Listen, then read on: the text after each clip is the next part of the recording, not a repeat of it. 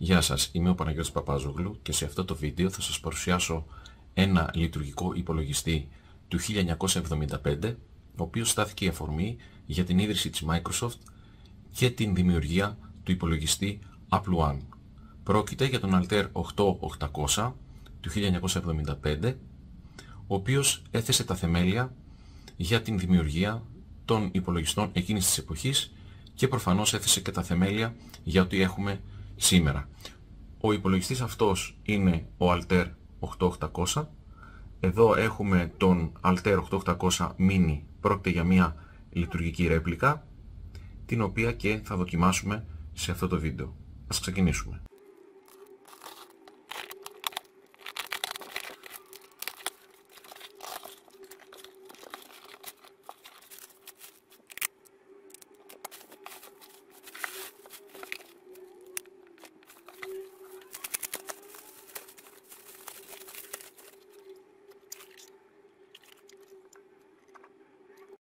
Αυτό είναι λοιπόν το Altair 8800. Βλέπετε εδώ το front panel. Είναι ακριβώς όπως ήταν και το αυθεντικό του 1975. Αυτή είναι η mini έκδοση, δηλαδή με πιο περιορισμένες διαστάσεις. Πρόκειται για μια υβριδική ρέπλικα, με την έννοια ότι έχω λειτουργικά τα ίδια χαρακτηριστικά όπως και το αρχικό Altair 8800. Έχω δηλαδή το look and feel όπως είναι ακριβώς το αρχικό, με τη διαφορά ότι αυτό είναι υλοποιημένο με Arduino. Και βεβαίως, για να μπορεί να είναι και ευκολότερο να χρησιμοποιηθεί, έχουμε αντίστοιχα χαρακτηριστικά τα οποία χρειάζονται για να τα συνδέσουμε σε μια σύγχρονη οθόνη, για να μπορούμε να το αξιοποιήσουμε καλύτερα. Υπάρχει εδώ η τροφοδοσία 9V, είσοδος για πληκτρολόγιο, έξοδος VGA για οθόνη. Εδώ είναι η σηριακή επικοινωνία, ουσιαστικά πρόκειται για θύρα του Arduino. Υποστηρίζει Serial RS232 και External Expansion για άλλες διασυνδέσεις. Επομένως, εμείς μπορούμε να το δοκιμάσουμε με δύο τρόπους. Ο ένας τρόπος είναι να το δοκιμάσουμε VGA output, αλλά μπορούμε να το δοκιμάσουμε και με τον αυθεντικό τρόπο, δηλαδή να χρησιμοποιήσουμε αποκλειστικά το front panel εδώ για να εισάγουμε τα αντίστοιχα διαδικά ψηφία, δηλαδή σχεδιάζουμε αρχικά το κώδικα σε γλώσσα assembly, μετά μετατρέπουμε το κώδικα assembly σε διαδικά ψηφία, στα αντίστοιχα διαδικά νούμερα, τα οποία τα εισάγουμε εδώ. Μπορείτε να δείτε δηλαδή εδώ στο front panel καταρχάς ότι έχουμε 16-bit address bus α0 μέχρι α15 και 8-bit data bus D7 ως D0. Έχουμε κοινούς εδώ διακόπτες, κάποιες ενδείξεις που αναφέρονται φυσικά και ακόμα και στο αυθεντικό το manual με λεπτομέρεια, αλλά και στις πιο σύγχρονες εκδόσεις. Και έχουμε τη δυνατότητα εδώ με το examine, για παράδειγμα, να δούμε το περιεχόμενο μιας θέσης μνήμης, αλλά και να θέσουμε το program counter σε αυτή τη διεύθυνση, στην οποία ας πούμε θα αποθηκεύσουμε κάποιο συγκεκριμένο byte, δηλαδή 8-bit, και υπάρχει αυτός ο διακόπτης με τον οποίο θέτουμε τη διεύθυνση στο program counter για να δούμε το περιεχόμενο, ή αν θέλουμε μπορούμε να αυξήσουμε κατά ένα το περιεχόμενο του program counter και να πάμε στην επόμενη διεύθυνση.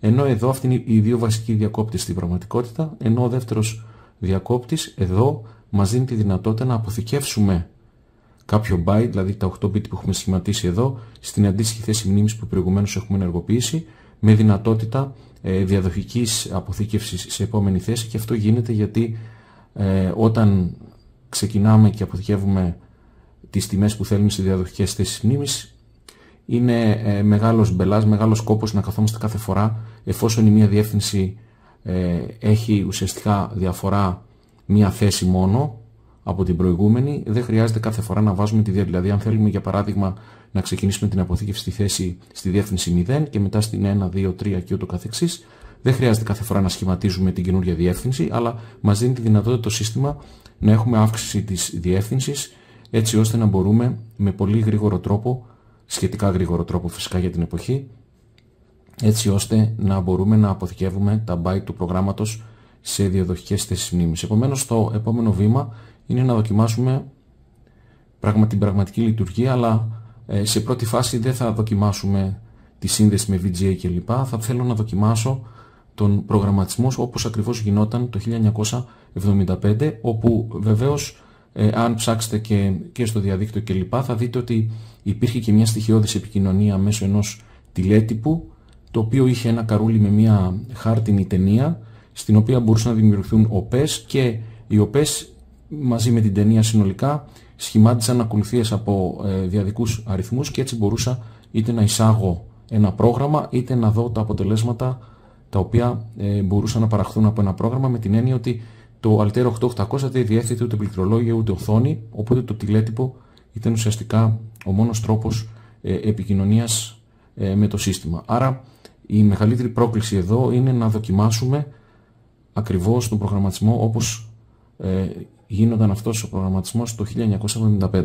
Πηγαίνουμε λοιπόν στο 1975 για να δούμε τον υπολογιστή Altair 8800, αλλά πριν μπούμε στην ουσία αυτής της πολύ μικρής παρουσίασης, σύντομης παρουσίασης, θέλω να κάνω μια παρένθεση και να πάω στο 1971, όπου το 1971, πριν καν την κυκλοφορία του πρώτου εμπορικού μικροεπεξεργαστή, κυκλοφορεί ο Ken Bakena, ο οποίος σύμφωνα με μελέτες των περισσότερων διεθνών μουσείων είναι ο πρώτος προσωπικός υπολογιστής, ο οποίος όμως δεν βασίζεται σε μικροεπεξεργαστή, αλλά είναι υλοποιημένος με τεχνολογία TTL.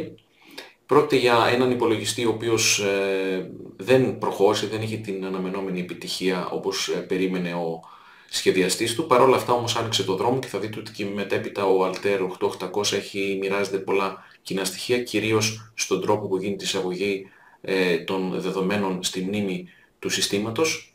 Και επίσης να σας αναφέρω και ένα τελευταίο για να κλείσει αυτή η παρένθεση, ότι στο site, στο panospapazoglou.gr, στην ενότητα Vintage, μπορείτε να δείτε δύο πρωτότυπες κατασκευές που έχω κάνει, εμπνευσμένος από το Ken Bakena, βασισμένες βέβαια οι κατασκευές αυτές σε Arduino, αλλά προγραμματίζουμε ουσιαστικά ένα software-based υπολογιστή, ο οποίος έχει την βασική φιλοσοφία που έχει και ο Ken Bakena, και η εισαγωγή γίνεται στο διαδικό σύστημα για εντολές και δεδομένες αντίστοιχες θέσεις μνήμης. Και βεβαίως υπάρχουν δύο εκδόσεις που βλέπετε εδώ, η 8-bit comp που έχει ουσιαστικά την τεχνοτροπία, τη βασική που έχει ο Ken Bakena, δεν υπάρχει οθόνη, όλα γίνονται μέσα από την χρήση συγκεκριμένων LED, και υπάρχει μια πιο προχωρημένη κατασκευή που έχει μια LCD οθόνη κλπ, η οποία συνδέεται και στον υπολογιστή, και έχω και ένα visual περιβάλλον. Αυτά μπορείτε να τα δείτε στο site, οπότε πάμε να προχωρήσουμε με τον Altair 8800. Ο Altair 8800 είναι πολύ σημαντικό να σας πω ότι πραγματικά αποτέλεσε ένα σημείο αναφοράς ιστορικό, γιατί από εκεί ξεκίνησαν ορισμένα πράγματα τα οποία διαμόρφωσαν την μετέπειτα ιστορία της τεχνολογίας των υπολογιστών κλπ. Αρκεί να σας πω ότι το 1975, που είναι και η χρονιά που κυκλοφορεί ο Altair 8800, είναι η χρονιά στην οποία γίνεται μια συνάντηση ερασιτεχνών, δηλαδή ανθρώπων που από χόμπι είχαν ενασχόληση με τους υπολογιστές και κάναν και δικές τους κατασκευές κλπ. Πρόκειται για το Homebrew Computer Club, το οποίο ουσιαστικά λειτουργήσε για αρκετά χρόνια μετά, αλλά ειδικά το 1975 γίνεται η πρώτη συνάντηση των μελών του με αφορμή την κυκλοφορία του Altair 8800, και μάλιστα σε αυτή τη συνάντηση συμμετείχαν και ο Bill Gates, ο οποίος ίδρυσε τη Microsoft, και ο Wozniak, ο οποίος εμπνεύστηκε και σχεδίασε τον Apple I, και μάλιστα η αφορμή στάθηκε αυτή η συνάντηση το 1975, αφού το πρώτο προϊόν της Microsoft λογισμικό ήταν η γλώσσα BASIC για τον Altair 8800. Άρα λοιπόν την ίδια χρονιά, το 1975, ιδρύεται η Microsoft με πρώτο προϊόν τη γλώσσα BASIC. Επομένως από εδώ ξεκινάει και η Microsoft, αλλά και η ιδέα της σχεδίασης και υλοποίησης από τον Wozniak του Apple I. Άρα λοιπόν ο Altair 8800 αποτελεί ένα πολύ σημαντικό στοιχείο ιστορικό αναφοράς για ό,τι ακολούθησε μετά. Αυτό το οποίο έχω ήδη πει είναι ότι ο Altair 8800, σε αντίθεση με το Ken Bakena, διέθετε μικροεπεξεργαστή. Μιλάμε για τον 8-bit μικροεπεξεργαστή 8080 της Intel, ο οποίος είχε 8-bit databus και 16-bit address bus, που σημαίνει ότι μπορούσε να διευθυνσιοδοτήσει 64 KB μνήμης. Άρα λοιπόν εδώ, για να μπορέσουμε να κάνουμε αυτό το προγραμματισμό, έπρεπε φυσικά να δούμε τα στοιχεία και τα χαρακτηριστικά του συγκεκριμένου μικροεπεξεργαστή. Και επειδή σας είπα ότι θα το δοκιμάσουμε σε έναν πραγματικό, εντός αγωγικών, πραγματικό Altera 8800, δηλαδή που έχει το look and feel του πραγματικού Altera 8800, άρα ουσιαστικά συζητάμε για μια ευρυδική ρέπλικα η οποία έχει το look and feel του Altera 8800, αλλά στην καρδιά του, δηλαδή στο επίπεδο του hardware, έχει χρησιμοποιηθεί Arduino για την υλοποίησή του, συν κάποια πρόσθετα κυκλώματα για την υποστήριξη της οπτικής απεικόνησης σε VGA οθόνη, άρα μιλάμε για ένα, ας το πούμε, emulation το οποίο γίνεται σε αυτή τη λειτουργία, αλλά εμείς μπορούμε να πάμε απευθείας και να προγραμματίσουμε τον Altera 8800 όπως ακριβώς γινόταν και στον αυθεντικό του 1975. Και φυσικά αν ψάξει κανείς στο διαδίκτυο θα δει πολλούς κατασκευαστές που κάνουν τέτοιες ρέπλικες, κλόνους κλπ.